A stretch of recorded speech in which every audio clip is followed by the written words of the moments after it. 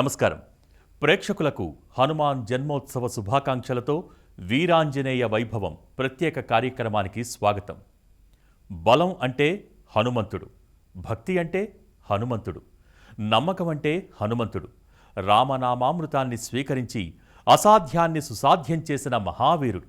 భక్తి, శక్తి, శరణాగతికి ప్రతీక శ్రీ ఆంజనేయ స్వామివారు. అంతటి మహిమాన్వితమైన మారుతి తనను శరణు కోరిన భక్తులను ఎన్నో రూపాల్లో అనుగ్రహిస్తున్నాడు. అనేక క్షేత్రాల్లో కొలువై పరాన్ని ఆశించే భక్తులకు ఇహలోక వాంఛల కోసం తనని వేడమని సెలవిచ్చాడు. అటువంటి పవనసుతుడు వీరాంజనేయుడిగా తాడ్బంతులో కొలువై భక్తజన సందోహాన్ని కరుణిస్తున్నాడు.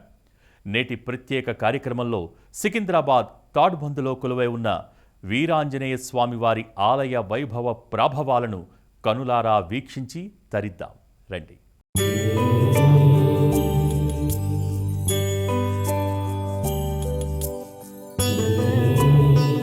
త్రేతాయుగం నాటి గాథ, వందల ఏళ్ల చరిత్ర. తాడుబందు వీరాంజనేయుడి వెనుక మనకు తెలియని ఎన్నో రహస్యాలు దాగున్నాయి. నిజానికి హనుమంతుడు మహాపరాక్రమవంతుడు, అపజయం ఎరుగనివాడు. శత్రువులపై విజయం సాధించటంలోనూ, శరణు వేడిన భక్తులకు అభయం ఇవ్వటంలోనూ ఏమాత్రం వెనుకాడడు. అటువంటి మారుతి సికింద్రాబాద్ బోయినపల్లి సమీపంలోని తాడ్బందులో ఎలా వెలిశాడు? ఏంటి ఆయన ప్రత్యేకత?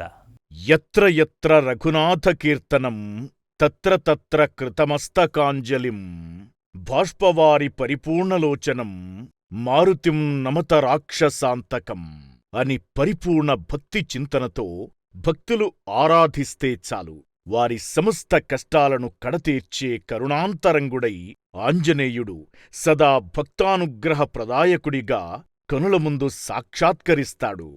ఆ స్వామివారు కొలువుదీరని పల్లె ఇలలో లేదంటే అతిశయోక్తి కాదు.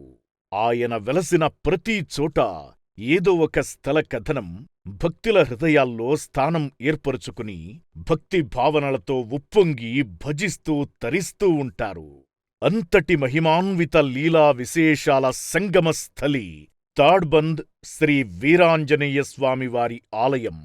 తెలంగాణ రాజధాని జంట నగరాల్లో ఒకటైన సికింద్రాబాద్ నగరానికి సుమారు 3 కిలోమీటర్ల దూరంలో ఈ తాడుబంద్ వీరాంజనేయ స్వామివారి ఆలయం నెలకొని దివ్యంగా దర్శనమిస్తుంది. తెలుగు ఉభయ రాష్ట్రాలలోని అన్ని ప్రధాన నగరాల నుంచి సికింద్రాబాద్ రైల్వే స్టేషన్ వరకు రైలు సౌకర్యం ఉంది. సికింద్రాబాద్ నుంచి తాడ్బంద్ ఆలయం వరకు ఆర్టీసీ బస్సు, ప్రైవేట్ వాహన సౌకర్యాలు లభిస్తాయి.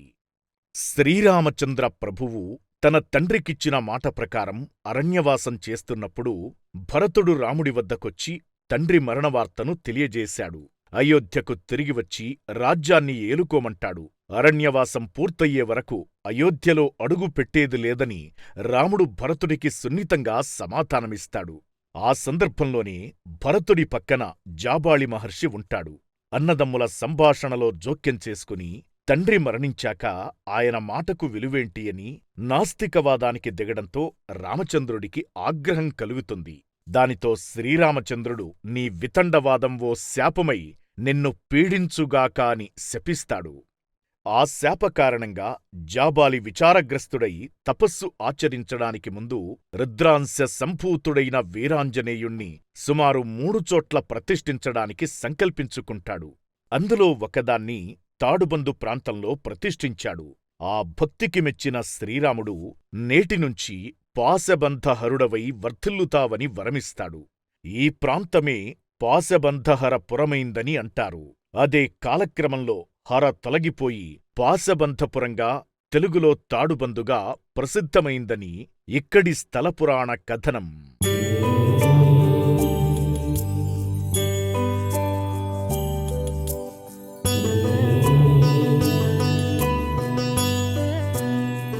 అతిబలవంత జయ హనుమంత అని భక్తి పారవస్యంతో పాడుకునే భక్తులకు ఎల్లవేళలా స్వామి అనుగ్రహం లభిస్తుందని, స్వామి మహిమలే దానికి తార్కాణంగా నిలుస్తున్నాయి. అందుకు ఉదాహరణ తాడుబందు వీరాంజనేయ స్వామి దర్శనానికి వచ్చిన భక్తులను పలకరిస్తే చాలు, స్వామివారి ఎన్నో లీలలు భక్తుల హృదయ లోతుల్లోంచి పెల్లుబుకుతాయి. అంతటి మహిమాన్వితమైన తాడుబందు ఆలయ మరిన్ని విశేషాలను ఇప్పుడు తెలుసుకుందాం.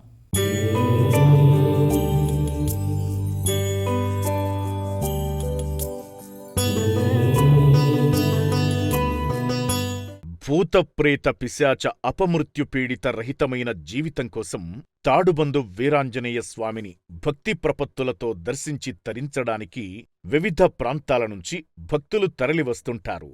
సికింద్రాబాద్ నుంచి బోయిన్పల్లి వెళ్లే మార్గానికి పక్కగా సప్తకలశ సమన్విత రాజగోపురం అత్యంత సుందరంగా నెలకొని స్వామివారి భక్తులకు ఆహ్వానం పలుకుతుంది.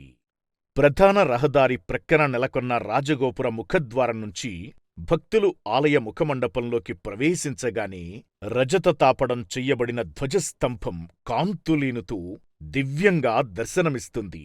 ఆ కాంతులే ఆలయమంతా ప్రసరించి మరింతగా ఆలయ శోభను ఇనుమడింపజేస్తున్నాయనిపిస్తుంది.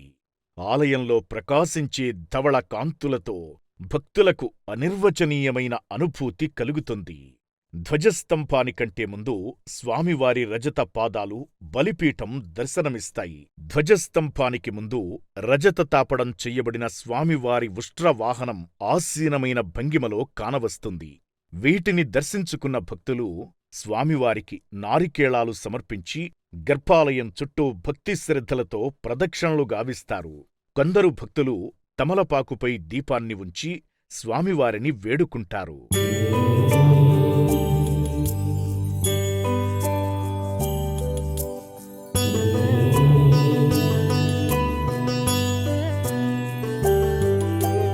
అద్భుత విగ్రహ అమరాధీశ్వర అగణిత గుణగణ అమృత శివ ఆనందామృత ఆశ్రిత రక్షక ఆత్మానంద మహేశ శివ. త్రేతాయుగం నాటి జాబాలి మహర్షి ప్రతిష్ఠించిన వీరాంజనేయ స్వామి మూల విరాట్టు కాలక్రమంలో ఎటువంటి పూజలకు నోచుకోలేదు. ఆ ప్రతిమ కూడా ఎక్కడో గుప్తంగా ఉండిపోయింది.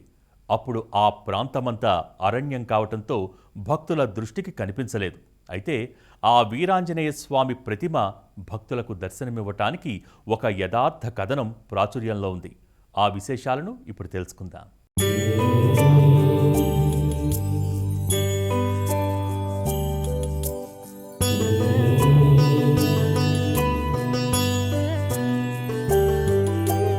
త్రేతాయుగంలో జాబాళి మహర్షిచే ప్రతిష్ఠితమైన వీరాంజనేయ స్వామి మూల విరాట్టు అరణ్యంలో ఒకచోట గుప్తంగా ఉంది. అది ఎవరికీ తెలియదు. అయితే స్వస్తిశ్రీ ప్రభవనామ సంవత్సరం 1927లో సికింద్రాబాద్ పట్టణవాసులు ప్లేగు వ్యాధి భీతితో ఇళ్లను వదిలి నేటి తాడుబందు పరిసర ప్రాంతానికి తరలిపోయారు. ఆ మరుసటి ఏడాది వచ్చిన శివరాత్రికి శివారాధన చెయ్యడానికి వీలులేకపోయిందని బోరుగు వీరయ్య, కొండా రఘురాములు అనే పెద్దలు విచారించారు. ఆ క్రమంలో అన్యమనస్కంగా ఉన్న వీరయ్య తదితరులు యథాలాపంగా అడవిలో సంచరిస్తున్నారు. ఆ సందర్భంలో వారికి ఒక పొదల మాటున హనుమంతుల వారి అతిపెద్ద మూలవిరాట్టు లభ్యమయ్యింది. అప్పటినుంచి ఆ ప్రతిమకు అక్కడి ప్రజలు పూజలు గావించడం ప్రారంభించారు. స్వామివారి మహిమకు తార్కాణమా అన్నట్లు సికింద్రాబాద్ ప్రజలకు ప్లేగు వ్యాధి తగ్గుముఖం పట్టింది. దానితో తాడుబందు వచ్చిన ప్రజలు క్రమంగా సికింద్రాబాద్ స్వస్థలాలకు తరలివెళ్లారు. ఆ తరువాత కూడా వీరయ్య తదితర భక్తులు స్వామివారికి ధూపదీపారాధనలు చేస్తూ తరించేవారు. కాలగమనంలో స్వామివారి భక్తుల సహకారంతో ఆలయం దినదినాభివృద్ధి చెందుతూ ఇప్పుడు అత్యంత సుందర నిర్మాణ శైలితో భక్తులకు దర్శనమిస్తుంది.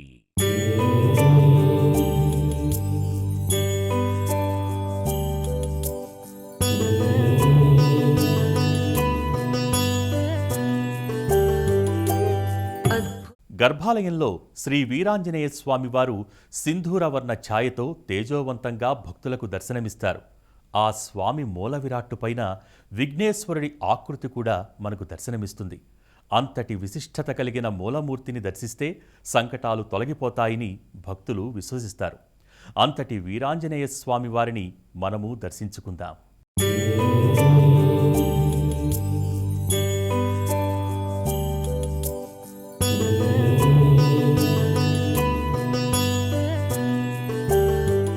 జాబాళి మహర్షి తపస్సుకు మెచ్చిన ఆంజనేయుడు ఇక్కడ స్వయంభూగా ఆవిర్భవించినట్లు చెబుతారు.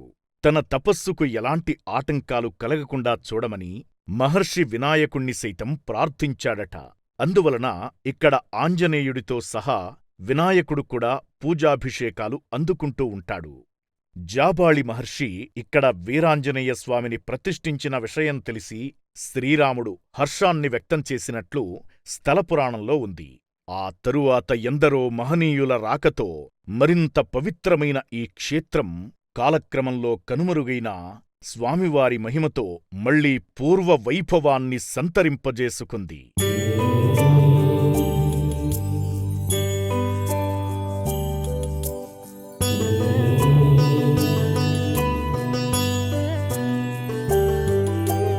అద్భుత విగ్రహ అమరాధీశ్వర అగణిత గుణగణ శ్రీ ఆంజనేయం ప్రసన్నాంజనేయం ప్రభాదివ్యకాయం ప్రకీర్తిప్రదాయం భజే వాయుపుత్రం భజే వాలగాత్రం భజేహం పవిత్రం భజే సూర్యమిత్రం అంటూ స్వామివారి దండకాన్ని పఠిస్తూ స్వామివారు కొలువైన గర్భగుడివైపు భక్తులు అడుగులు వేస్తారు.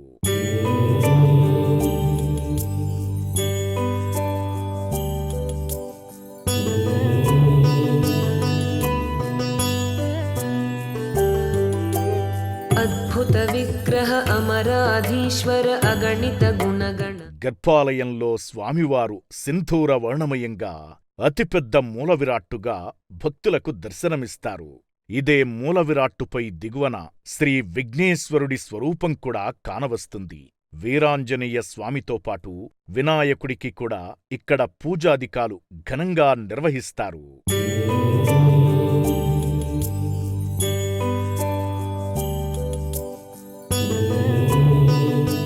గర్భాలయంలో స్వామివారికి ప్రతి మంగళ శనివారాల్లో పంచామృతాభిషేకాలు అత్యంత వైభవంగా నిర్వహిస్తారు. ఈ మంగళకర దృశ్యాలను కన్నులారా చూసి తరించడానికి భక్తులు సుదూర ప్రాంతాల నుంచి తరలివస్తుంటారు. మంగళా శనివారాల్లో ప్రాతకాలంలో సుమారు 4 గంటలకు భక్తులకు కనువిందు చేసే విధంగా పంచామృతాభిషేకాలు నిర్వహించబడతాయి. ఈ అభిషేకాలను దర్శించిన భక్తులు తమ జన్మ ధన్యమని భావిస్తారు. అభిషేకానంతరం స్వామివారు రజతముఖ కవచంతో, రజత గదతో, సకల సుగంధ పరిమళభరిత పుష్పమాలికలతో అలంకృతమై సర్వాభరణ భూషితులుగా భక్తులకు దర్శనమిస్తారు. స్వామివారి కంఠహారంలో హృదయాకారాన్ని పోలిన స్వర్ణాభరణంపై సీతారాముల వారి ముద్రిత స్వరూపం దివ్యంగా కానవస్తుంది. వీరాంజనేయ స్వామివారు అతిపెద్ద శిలాఫలకంపై దర్శనమిచ్చే తీరును భక్తులు తనివితీరా వీక్షించి తరిస్తుంటారు. కొందరు భక్తులు ప్రత్యేక ఆర్జిత సేవలను సైతం నిర్వహించుకుంటారు. దుష్టగ్రహ పీడితులు ఆలయ ఆవరణలో 41 రోజుల పాటు ఉండి నిత్యం స్వామివారికి ప్రదక్షిణలు చేస్తే సకల దోషాలు హరించిపోతాయని భక్తుల విశ్వాసం. అలాగే అనారోగ్య పీడితులు సైతం ఈ వీరాంజనేయ స్వామివారిని దర్శించి త్రికరణశుద్ధిగా వేడుకుంటే రోగాలు మటుమాయమవుతాయని భక్తుల నమ్మికగా కనిపిస్తుంది. లక్ష నాగవల్లి దళార్చనను సైతం భక్తులు భక్తి శ్రద్ధలతో జరిపించుకుంటారు. ఈ అర్చన చేయించిన భక్తులకు అన్ని కార్యాలందు విజయాలు ప్రాప్తిస్తాయని ప్రతీతి.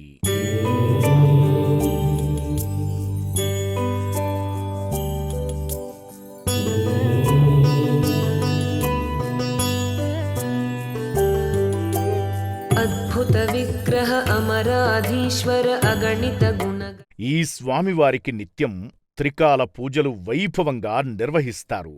అయితే ప్రతి శనివారం అర్ధరాత్రి 1 గంట వరకు దర్శన భాగ్యం కూడా భక్తులకు కల్పిస్తారు.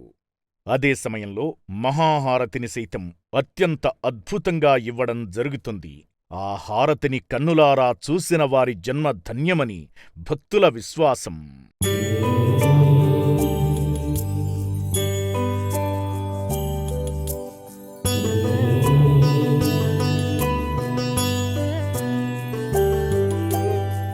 ప్రతిరోజూ స్వామివారికి 9 రకాల నైవేద్యాలు సమర్పిస్తారు. వాటిలో వడమాల, పులిహోర, చక్కెర పొంగలి, కట్టె పొంగలి, శనగలు, దధ్యోజనం ముఖ్యమైనవి. ఈ నైవేద్య తంతును వేడుకగా తిలకించడమే మహద్భాగ్యంగా భక్తులు భావిస్తారు.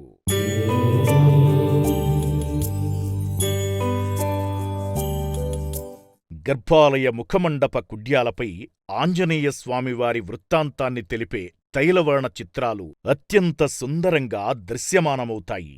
వాటిలో గరుడుడి గర్వభంగం, అర్జున గర్వభంగం, అష్టభుజ, షోడశభుజ, ద్వాత్రింశభుజ, ఉష్ట్రవాహనంపై సువర్చలా సహిత హనుమంతుడు, ఇంకా అనేక తైలవర్ణ కుడ్యాలు ఇక్కడి మందిరంపై అమరి ఉంటాయి. వీటితో పాటు హనుమంతుడి లీలలను చాటే దుర్లభ తైలవర్ణ చిత్రాలు ఇక్కడ మాత్రమే కానవస్తాయి. ఈ చిత్రాలు భక్తుల్లో అమితమైన భక్తి తత్పరతను పెంచుతాయనడంలో ఎటువంటి సందేహం లేదు. తాడ్బంద్ వీరాంజనేయ స్వామివారి ఆలయ గర్భాలయ ముఖమండపంలోనే పలు ఉపాలయాలు కూడా ఉన్నాయి. వాటిలో పరమేశ్వరుడి లింగ శయన రూపం, సీతారామ లక్ష్మణులు, నవగ్రహ దేవతల మందిరాలు కొలువై ఉంటాయి. మూలమూర్తిని దర్శించుకున్న భక్తులు ఆయా దేవతామూర్తులను సైతం దర్శించుకుంటారు.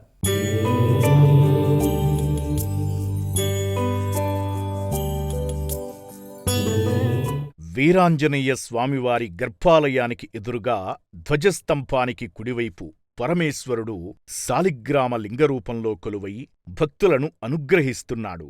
ఇక్కడ స్వామివారికి ప్రతి సోమవారం పంచామృత అభిషేకాలను ఘనంగా నిర్వహిస్తారు. ధ్వజస్తంభానికి ఎడమవైపు నవగ్రహ దేవతల మందిరం నెలకొని ఉంది.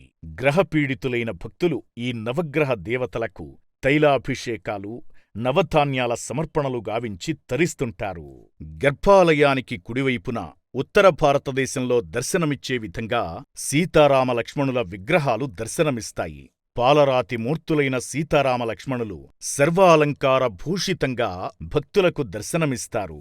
మంగళ శనివారాల్లో ఇక్కడి ఆలయానికి భక్తుల తాకిడి ఎక్కువగా ఉంటుంది.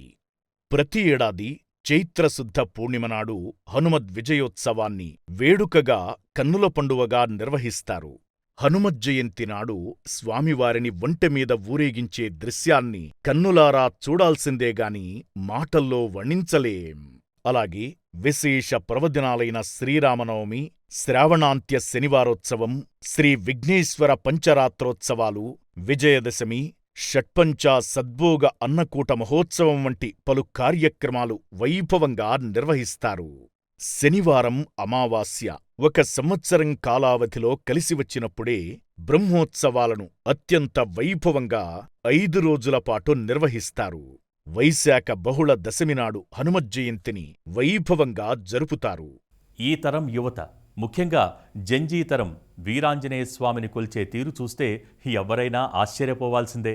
వారాంతాల్లో సాఫ్ట్వేర్ ఉద్యోగులు, విద్యార్థులు ఇక్కడికొచ్చి మారుతి భజనలతో తరిస్తూ ఉంటారు. ఆ అద్భుత దృశ్యాన్ని తిలకిద్దాం.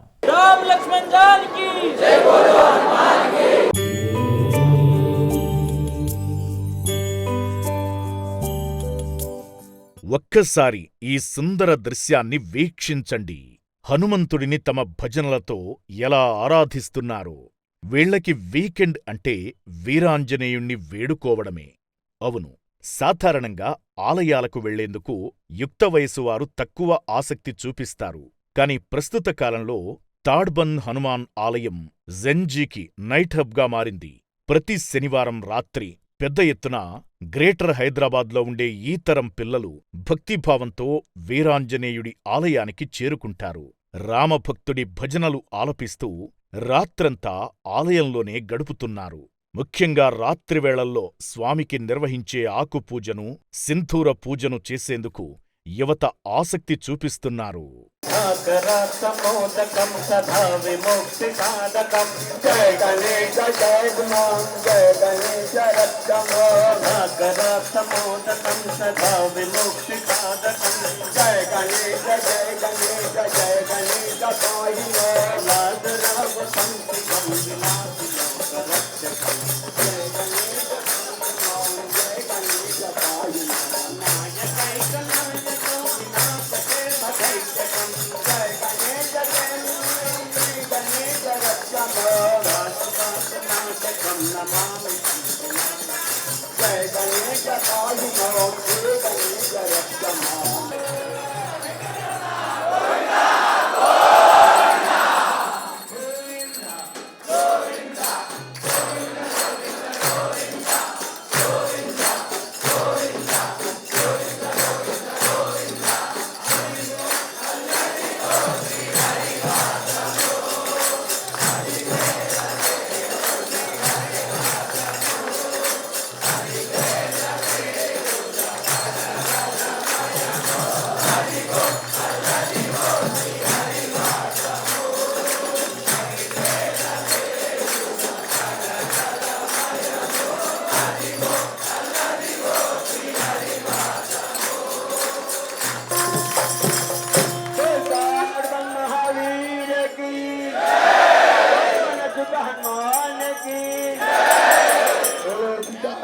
रामचंद्र भगवान की ఎంతో మహిమాన్విత శక్తిమంతుడైన తాడ్బంద్ వీరాంజనేయ స్వామి వారి దర్శన భాగ్యాన్ని పొందాం కదా. ఆ వీరాంజనేయ స్వామి వారి మంగళ దీవెనలు మనపై సర్వదా వెల్లివిరియాలని ఆకాంక్షిద్దాం. ఆ క్షేత్ర దర్శన భాగ్యం మీ అందరికీ కలగాలని ఆశిస్తూ మరోసారి ప్రేక్షకులకు హనుమాన్ జన్మోత్సవ శుభాకాంక్షలతో మరో ప్రత్యేక కార్యక్రమంలో మళ్ళీ కలుసుకుందాం. అంతవరకు సెలవు. నమస్కారం.